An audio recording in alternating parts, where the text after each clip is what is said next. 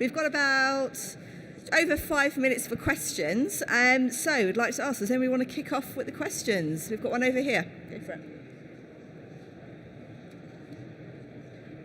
Hello. It's more a comment rather than question. Everyone seemed to be skating around the old bugbear of paving over for cars, not including so that so much of the congestion is actually private motor vehicles. Is there an opportunity for parklets? I just wondered if anyone could comment on that. Is this working? Can you hear me? Yeah, thanks. I think that's a really good question. And actually, if I had a little bit longer to talk, I wanted to talk about the indirect benefits of green infrastructure for air quality and more broadly health. Because I think some of the indirect benefits could end up being as great or greater than the direct reduction of exposure to air pollution.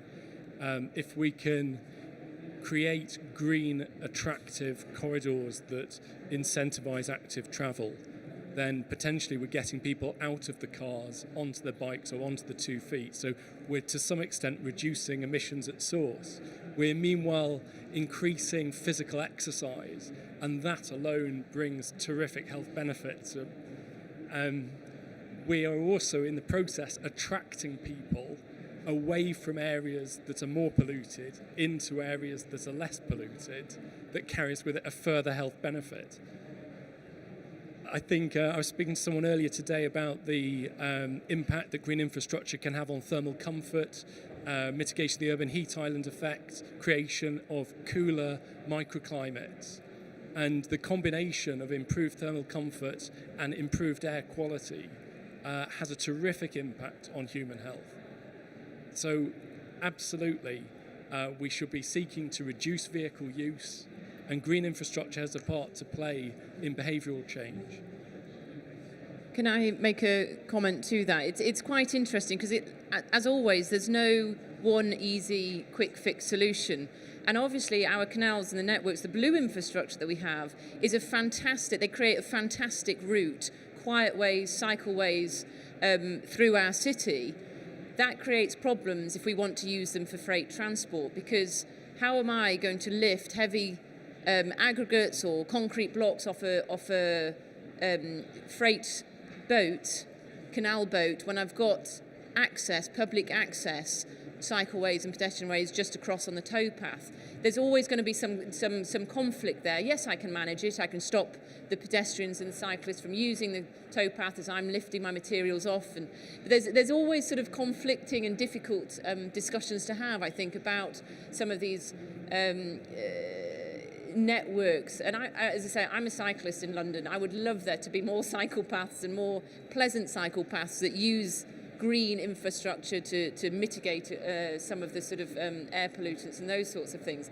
But I do think we have to be very aware as what our city needs as well in order to continue to function, not just in our day-to-day commuter lives and our own individual lives. You know, if I come, because I think what Kirsten said, having lived in Greenwich 20 years, so I know all those wharves and I've known all the complaints for 20 years and whatever. But I think actually, it goes back to what James said, what we've all kind of said, having sort of been in London for 30 years trying to do all this stuff, is a city like London is very, very complicated. And there's people who have certain concerns and environmental concerns, but then London is a strategic place. And sometimes I see articles which say like, well, if we do this with trees, we'll save all the pollution. You know, we get these articles. It's very complex, and actually we've all got to do small interventions and large interventions, but we've also got to be aware of strategic processes that are actually necessary for London to function, certainly like the blue network. So I don't think there's ever one major answer, and certainly my experience of the London plan process has been actually of a positive benefit to London, because it's fortunate to have that process, which many other cities don't. And that actually, certainly in the time I've been here, it may not be as good as we want it to be. It's certainly improved exceptionally in terms of what it's delivering, from my viewpoint. And that's not patting any particular mayor on the back. Thank you very much. Sian, did you have anything to say about parklets or anything like that? I mean, I did show, as I called it, a radical proposal for a car-free street. I don't have a car, and I don't think you really need a car in most areas of London if the public transport network is good enough. But I realise it's a big mindset to change in most people, but maybe it will change gradually, and probably more from concern of air quality than anything else. Thank you very much. Any other questions? Yes. Yeah. Hi.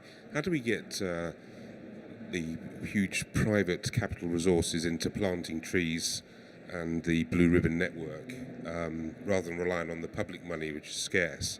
I mean, it's great that Ricardo are supporting your fantastic platform, but they could divert public, given that we can quantify the benefit of ecosystem services, they could finance other projects, even if they then obviously monetize it themselves for other shareholders, whoever. But we can distribute the capital pie to build ecosystem services into private money and benefit from just simply planting trees and improving the waterways.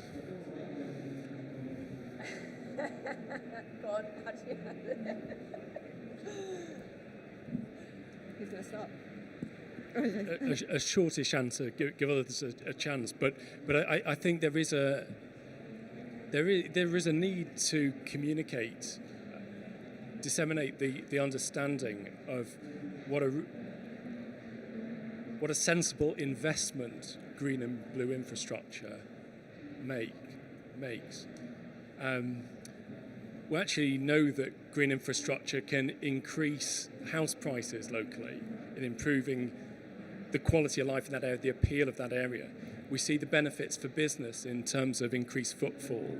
There's the so-called business of serendipity, particularly amongst creative industries, where if you can get people to stop and spend longer in the street, there's more chance of those ad hoc conversations that lead to collaborations.